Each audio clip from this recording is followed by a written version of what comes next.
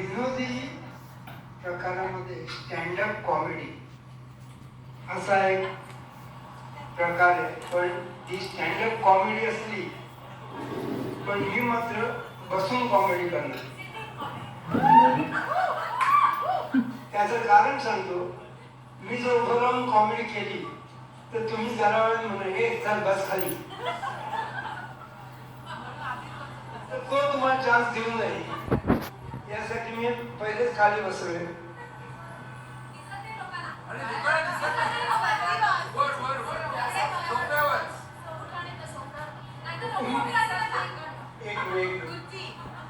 आईने अचानक मला कांचनने सांगितलं एक कविता सादर कर. आता कवितेचं नाव तुम्हाला सांगितलं ना, प्रीत शेपटा.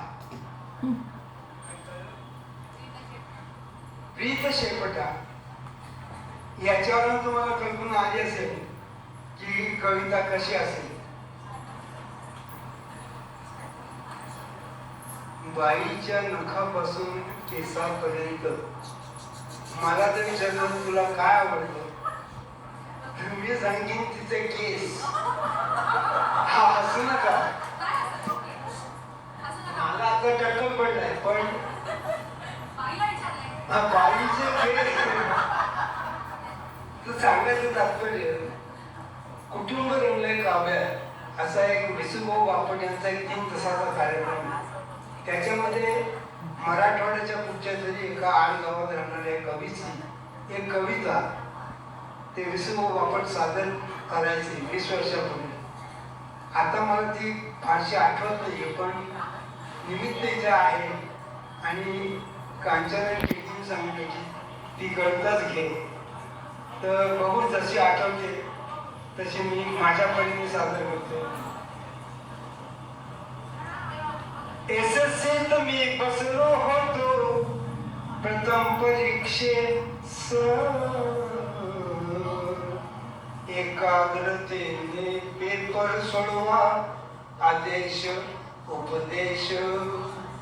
पहिली घंटा पहिला पेपर क्षणावर चुक्याचा आणि माझ्या पुढे नंबर होता शुभदा जोशी.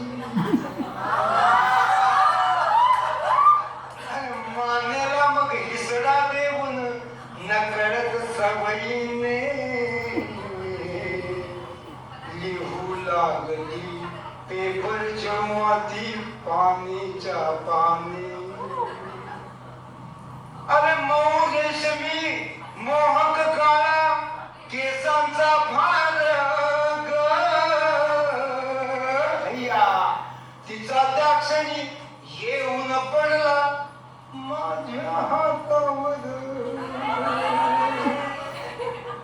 आलं काय, मी पेपर लिहित होतो, केसांचा संवाद माझ्या हातावर पडल्यावर माझी काय अवस्था झाली.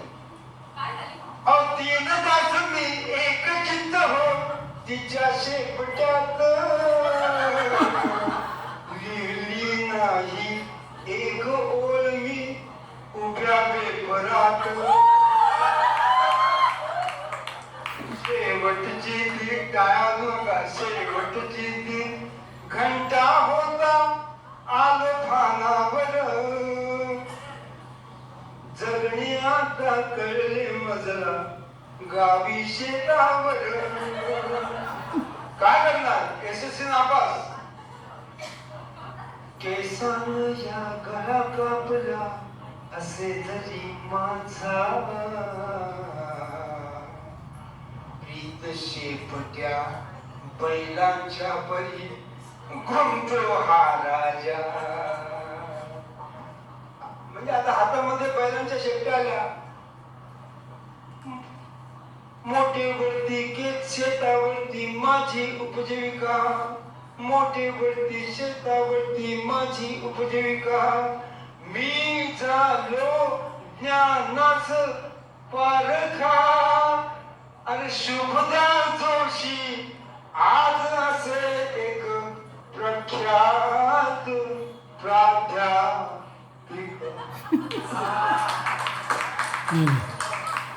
वा वा वा. बरेच जण आपले 10वी आणि 12वी आठवली.